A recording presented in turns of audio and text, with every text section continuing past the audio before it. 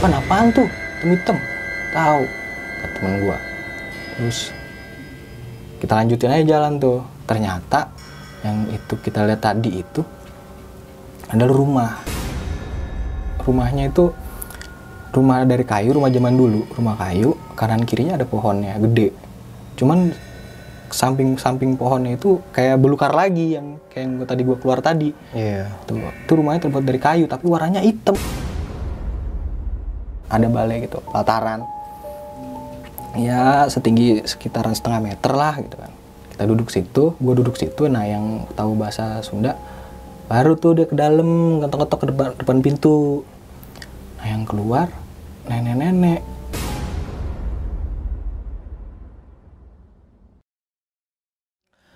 Assalamualaikum warahmatullahi wabarakatuh.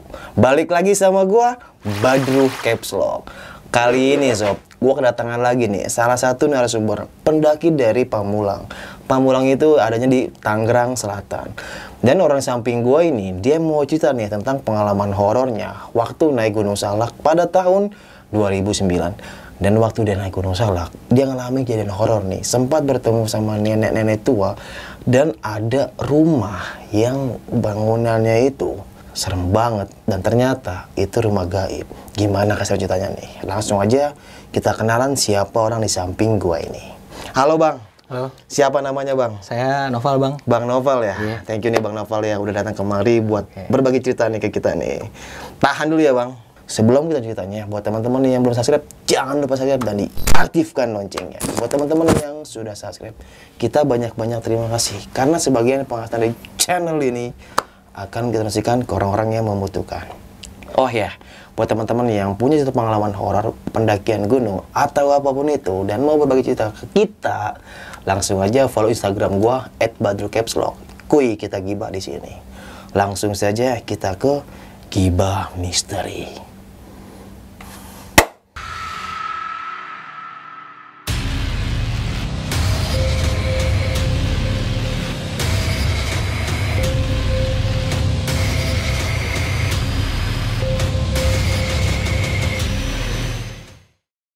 Halo Bang Noval, Halo. salaman lagi ya kita. Iya.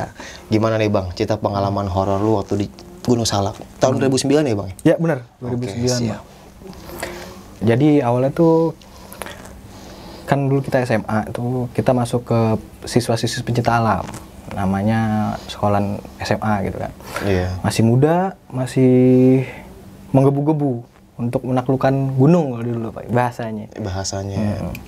Nah, jadi ceritanya ini awalnya gue pergi berempat nih.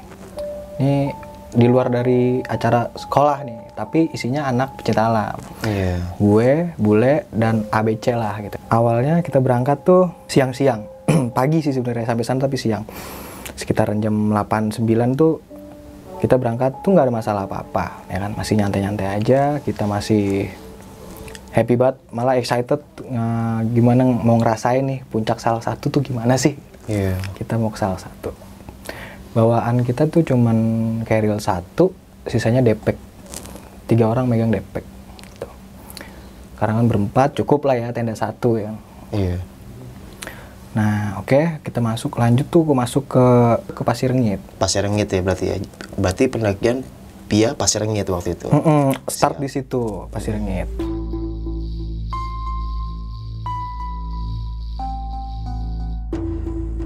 Kita sampai Pasir Rengit, berhenti sebentar cuman buat ngecek barang, terus buat briefing awal gitu kan, sama berdoa. Iya. Namanya kita datang ke tempat yang belum pernah kita datengin, kita wajib berdoa ya kan.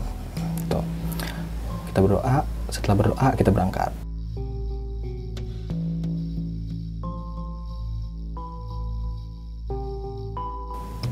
Pada saat awal berangkat sih kita santai-santai aja, terus ngelihat cuaca juga cerah-cerah aja.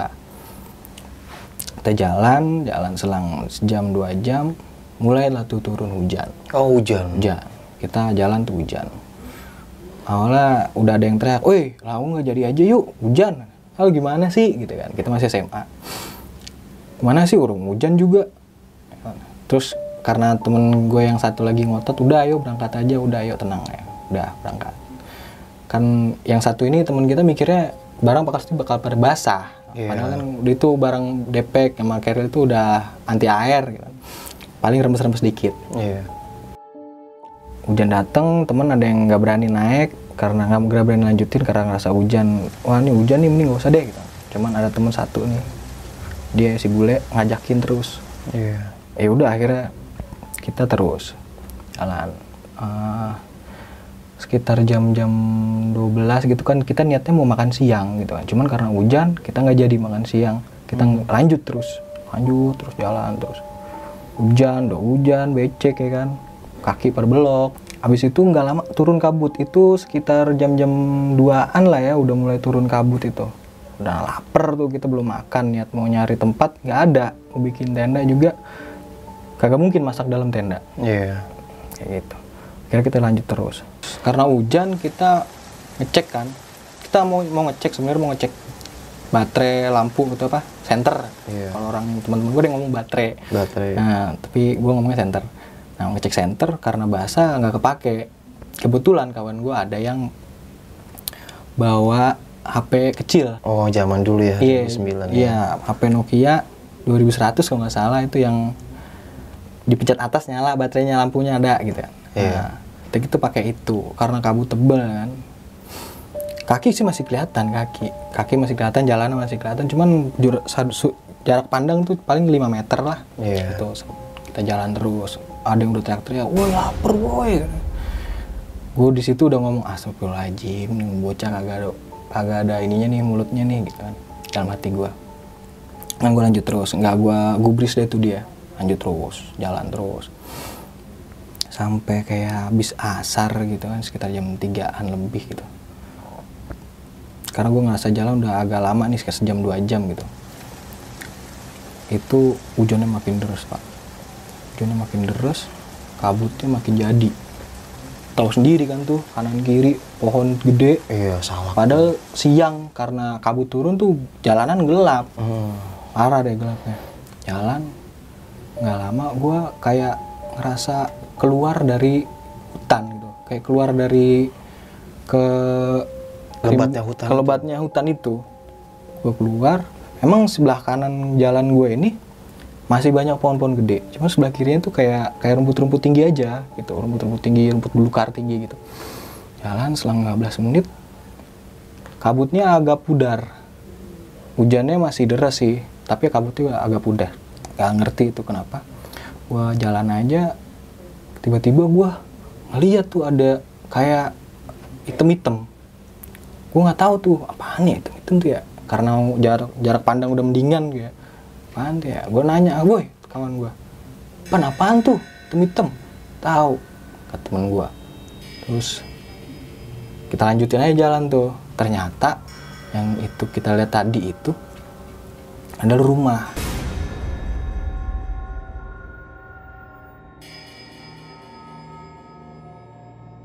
Rumahnya itu rumah dari kayu, rumah zaman dulu, rumah kayu, kanan kirinya ada pohonnya gede. Cuman samping pohonnya itu kayak belukar lagi yang kayak yang tadi gua keluar tadi. Tuh rumahnya terbuat dari kayu tapi warnanya hitam udah. Berarti kan kayu udah tua nih ya rumahnya. Gue di situ mikir, "Weh, dapet nih, kita bisa makan nih ya kan, bisa buka apa namanya? Makanan gitu. Buka makanan bawaan kita lah ya kan, buat isi tenaga lagi." Nah, karena itu kan di Gunung Salak, gue gak ngerti bahasa Sunda. Ada kawan gue yang dia tuh orangnya strike aja, dia tahu bahasa Sunda. Nah, dia yang permisi itu, pakai bahasanya dia lah, permisi, Bang, permisi gitu kan, permisi. Oh, langsung ngetok rumah itu, Bang? Iya, permisi. Iya. Itu kita berhenti di balai, depan rumahnya tuh ada balai. Ada balai gitu. Kayak rumah panggung kan gitu kan, ada balai gitu, pelataran. Ya, setinggi sekitaran 1,5 meter lah gitu kan. Kita duduk situ, gue duduk situ. Nah, yang tahu bahasa Sunda baru tuh dia ke dalam, ngetok-ngetok ke depan pintu. Nah, yang keluar nenek-nenek. Nenek-nenek pakai baju merah, kebaya merah. Bawahnya tuh kain, bukan kain kemben, biasanya kain apa sih? Selendang biasanya. Nah, dia pakainya sarung, kayak sarung. Nah, dia langsung aja tuh ngomong sama yang punya tempat itu, izin mau minta istirahat. karena hujan sekalian berteduh. Nah si nenek itu ngebolehin, oke lah ya kan. Nah gue alhamdulillah nih kita buka lah tuh makanan dan lain-lain.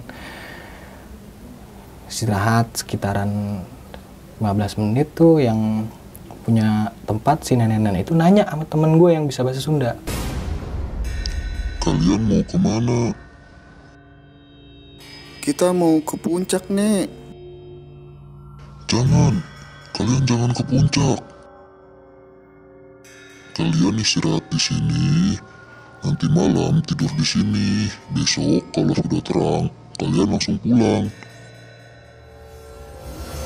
Nah gue di situ protes dong. Udah hujan-hujanan ya kan, badan udah pada basah semua, kaki udah belok-belok karena licin kan, ada yang kepleset-pleset tadi gitu kan.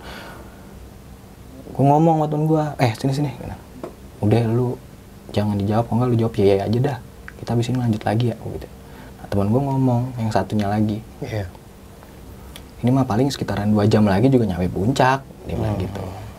Dia yakin banget gitu, padahal dia juga belum pernah gitu. Tapi kata teman-temannya dia yang udah pernah naik, paling perjalanan sekitar 6 jam nyampe lah puncak gitu.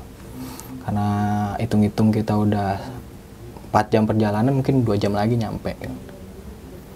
Di situ kita istirahat, makan setengah jam, hujannya mulai redup, udah mulai reda, kabutnya juga udah mulai hilang. Nah, kita jalan lagi tuh, kita pamit Sama si ibu itu ya, Bu pamit ya Bu, kita pulang, bahasanya pulang, padahal kita soalnya nggak enak dong, udah disuruh pulang, tapi kita ngotot gitu kan, kurang sopan. Yang penting udahlah, jarak dari rumahnya itu nenek sama jalan yang kita lewatin itu sekitaran 5 meteran gitu. Jadi jalan utama, ini pinggir rumah, ini sekitar 5 meter gitu ada jalan. Itu rumahnya. Nah kita balik turun kan, ke jalan utama lagi. Cuman kita nggak ngeliat lagi tuh rumah. Kita langsung jalan lagi naik ke atas. Bukannya pulang tapi kita naik ke atas. Lanjut ke atas. Lanjut ke atas. Itu awalnya udah ngerasa, enak nih, udah mulai kabutnya udah mulai hilang, terus hujannya juga mulai rintik-rintik aja, jalan lagi.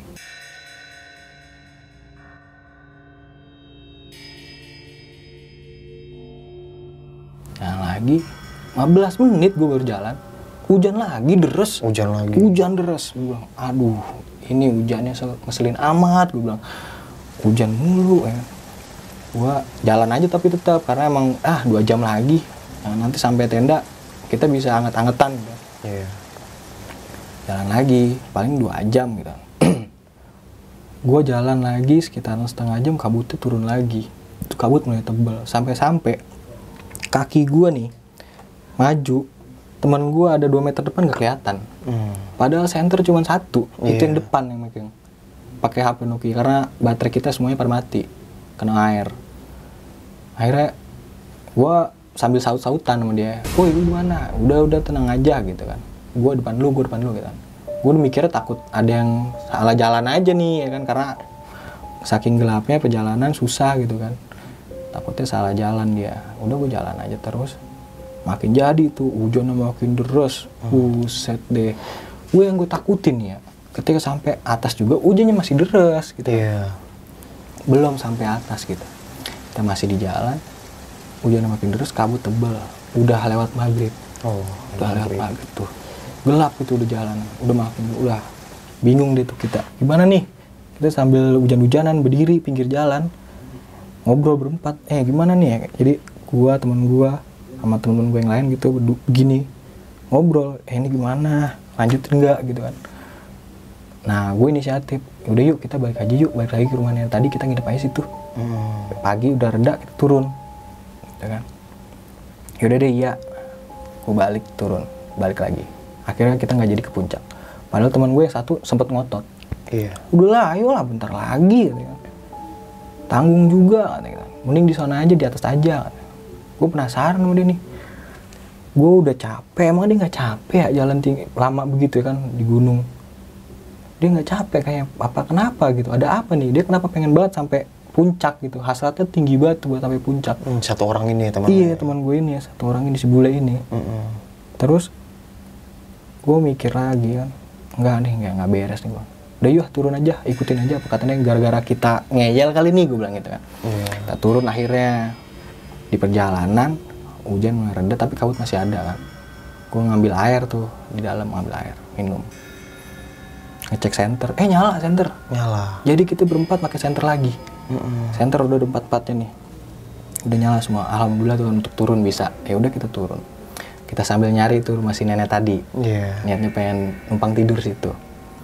Jalan kan dari tadi pas gua nyampe rumah neneknya, terus gua naik itu ada sekitaran 2 jaman gue jalan ya, sampai habis maghrib, sampai gelap. Balik lagi mungkin kalau misalnya gue balik lagi karena turun bisa harusnya lebih cepet dong ketemu sama rumah itu. 1 jaman mungkin. 1 jam setengah ya kan.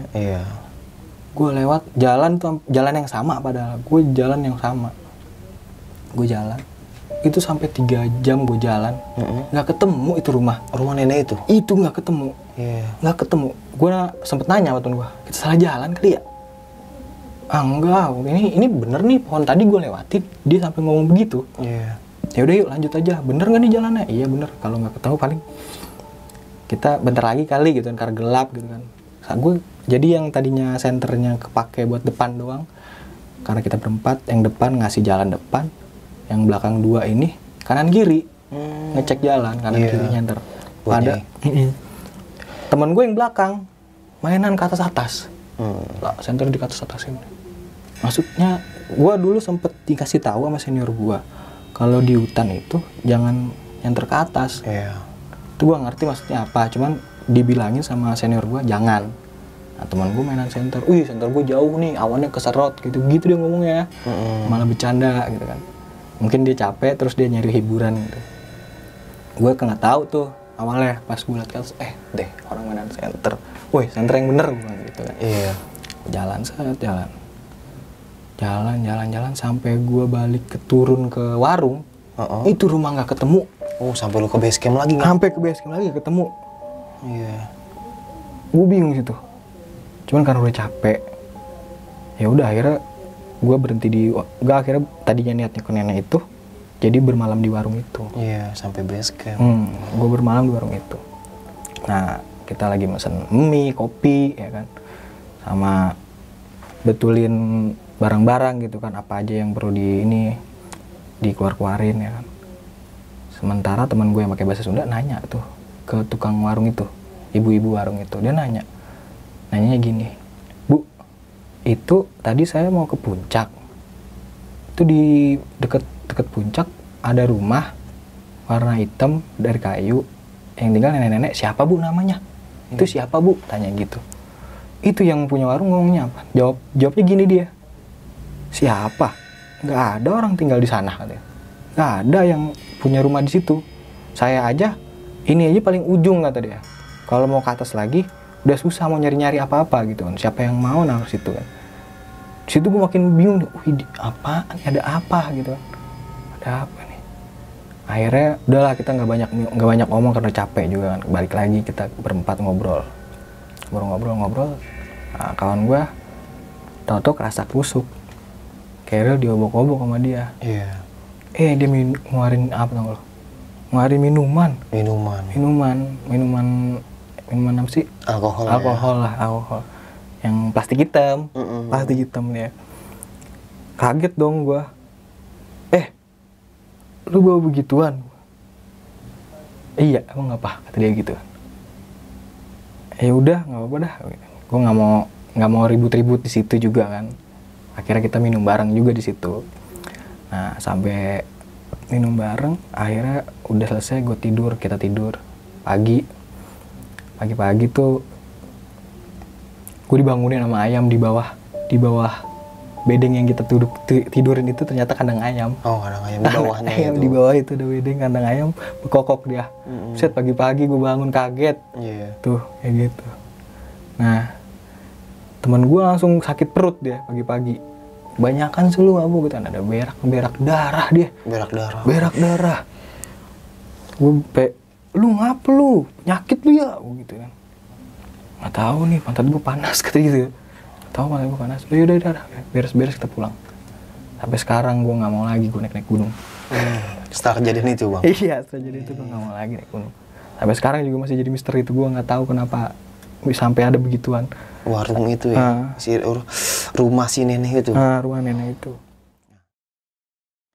Nah nih Bang Noval, pas lu ketemu sama rumah nenek itu Bang, itu rumahnya bener-bener nyata Bang di mata lu itu, bangunannya itu. Nyata Bang, gue ngeliat kayunya juga masih bagus kayaknya, walaupun udah hitam gitu.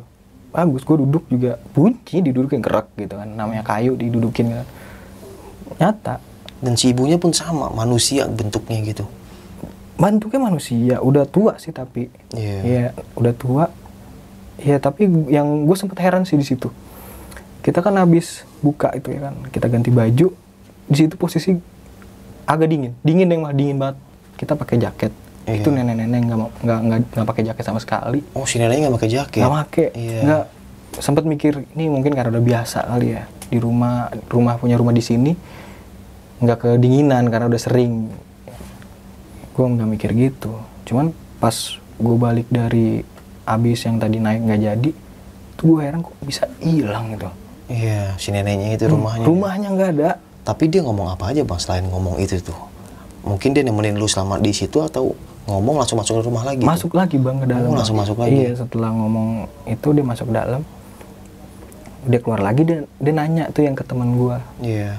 Mau kemana? Nah itu pertanyaan itu. Setelah dia ngomong jangan kemana-mana, nggak usah naik ke atas, turun aja, nginep sini aja. Itu dia langsung kayak mundur ke belakang. Tapi masih ada nenek-neneknya duduk gitu kan, sambil ngejahit. Ngejahit. Ada lampu apa sih? Lampu minyak. Iya. Pakai lampu minyak berita dia. itu ya. Sambil ngejahit minyak. Kalau gue lihat sih emang hal yang biasa lah gitu. Iya. Karena gue juga orangnya realistis, gue mikirnya ya mungkin emang kebiasaannya dia gitu, ngejahit-jahit. Itu Bang, gue juga heran. Pas lu turun, ya kan lu sempet naik ya. Terus akhirnya gagal muncak nih, karena cuaca juga nggak bersahabat. Parah, ya. udah parah banget. Pas lu turun, lu cari-cari tuh rumah yang tadi lu istirahat. Iya Bang. Nggak ketemu ya. Yang tadinya senter kagak nyala, terus jadi sampai nyala lagi. Itu kan kita punya senter jadi ada 4 ya Bang ya. Iya. Yang depan nyenterin jalanan, yang belakang juga jalanan, kanan kiri yang sebelah yang 2 di tengah itu ngeliat kanan kiri buat nyari rumah. Rumah itu ya. Karena kita niatnya mau menginap di situ. Sampai balik ke base camp nggak ada. Tapi Bang, kalau secara logika mana ada ya kata si ibu itu yang warung ya. Logika ya mana ada yang buka yang rumah di atas gitu Bang, di hutan-hutan iya, gitu. Orang apa-apa susah juga. Iya. Orang harga pop mie aja situ 15.000 apa 10.000 tuh nggak salah. Iya. Ya emang pas gua ke Salak juga emang nggak ada rumah Bang di atas. Pernah ke Salak Bang? Iya pernah. Maksudnya ya paling warung-warung di bawah, ya setelah di atas ya udah nggak ada rumah kan Bang ya. Hutan-hutan semua tuh. Itu sebenarnya gue yang pertama ke situ sih, pertama kalinya gue masuk ke Salak terus naik gitu, gue pertama kali. Dan sampai sekarang nggak balik lagi? Nggak mau. Paling gue kalau ke Salak ke Curugnya aja udah. Curugnya aja ya. Dan si ibunya itu Bang, dia maksudnya tatapan matanya itu kayak marah gak sih Bang sama lu orang? Enggak sih Bang, dia mukanya karena udah tua agak jadi kayak matanya tuh kayak sipit gitu. Kamu udah tua kan matanya sih. Cuman gue lihat matanya kelopak matanya tuh yang hitam tuh kayak kena katarak. Agak abu-abu. Cuma ngobrol sama kita mah tatapan mata. Tatapan ya. Iya, kayak masih bisa ngelihat gitu. Mungkin karena udah tua gitu kan, wajar ada katarak atau apa gitu. Iya. Nggak mikir aneh-aneh. Dan itu sendirian Bang di sini. Sendirian itu, gue heran juga. Iya. Gimana dia bisa hidup di situ? Gimana ceritanya gue nggak ngerti. Iya. Mungkin ya nenek gaib ya, bisa jadi ya. Mungkin itu ya. Dan banyak juga sih kasus kayak gitu Bang, ketemu ya kayak bangunan kayak gitu ya. Dan ya kalau secara logika mana ada rumah tengah-tengah hutan gitu kan. Dan mungkin kalau emang itu rumah itu ada, mungkin pendaki yang sering nge-vlog pun bakalan ya ngasih ada lah ya. Halo Rob, ada amajing nih. Iya. Dan mungkin ini ada warung nih di atas puncak gitu kan. Kalau ini kan selama ini kan pasirnya kita emang gak ada rumah di situ kan. Jalur itu di atas. Pas itu lu nggak sempat ngerasa ya Bang, ini ganjil gak sih ini rumah? Biasa-biasa aja ya? Biasa gitu aja, karena gue malah ngerasa tertolong di situ. Iya. Gue bisa istirahat di situ. Gue bisa ya pokoknya ngisi tenaga lagi buat naik ke atas tuh di situ. Terus sampai dia nawarin nginep sini aja. Iya. Tapi gue juga ngerti sih kalau misalnya gue nginep besokannya gue di mana, gue gak ngerti juga sih. Iya. Itu yang gue takutin sih. Kalau emang sampai lu nginep di situ ya. Pokoknya walaupun gue ngerasa itu kenangan horor, cuman gue masih ngerasa beruntung sih. Iya, ditolong sama sosok rumah itu ya. Entah itu rumah gaib atau rumah beneran. Seenggaknya lu tertolong ya Bang ya dengan adanya dia ya. Dan si nenek itu mesen turun aja, jangan Turun aja. lanjut aja. Jangan lanjut. Iya, mungkin itu sebagai tanda mungkin ya. Akhirnya lu turun juga kan ya. Dan pas lu turun, senter nyala tuh. Pas puter balik 15 menit. Iya, langsung nyala. Habis ngambil minum, nyala tuh. Gue cek kan, ih nyala. Punya lu nyala nggak? Gitu. Empat-empatnya lagi ya langsung. Empat-empatnya nyala lagi. Mantap, emang salak gitu. Kabutnya itu gimana sih Bang pas lu lihat? Kabutnya awalnya ya biasa aja, gimana sih? Kabut lah putih Kabut gitu putih dari atas set, gitu Terus, kan. Pelan ya. Lama-lama kok mencekam. Lama-lama gelap. Wih, gue bilang, ngaco nih. Iya, itulah.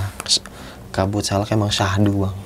Bikin suasana romantis, tapi hati deg-degan. Ngeri. Aduh, tiba-tiba ada yang keluar dari kabut. Wah, ya kan. Ih. Ngeri. Dan si ibu yang di warung ini Bang yang di Asli lu ngomongin nenek-nenek tadi gue merinding loh. Iya, biarin. Nah, terus yang si ibu-ibu warung tadi tuh Bang, dia sempat tanya-nanya macam-macam gak sih Bang? Enggak sih, karena kita juga nggak mau deket-deket sama orang warungnya, jadi agak jauh dari warungnya. Karena nggak terlalu banyak interaksi sama dia ya. Dan Iba kata nggak mau, udahlah biarin lah. Gitu ya. Ribet juga, saya nggak bisa jawabnya. Iya, bahasanya Sunda ya, soalnya nggak ngerti. Dan itu sampai sekarang nggak pernah salah lagi Bang? Nggak mau Bang, kapok. Kalau ke puncak kapok deh. Tapi denger-dengar emang puncaknya itu kuburan ya? Iya, di atas tuh kayaknya ada makam gitu. Oh, ada makam. Mungkin sesepuh situ ya, di puncaknya itu. Dan ya sering banyak yang pada ziarah lah ke atas itu. Kurang lebih kayak gitu sih Bang. Buat tempat ziarah? Iya, ada yang ziarah juga, mungkin ada juga yang dan yang lain-lain lah. Masing-masing tujuannya tuh ya.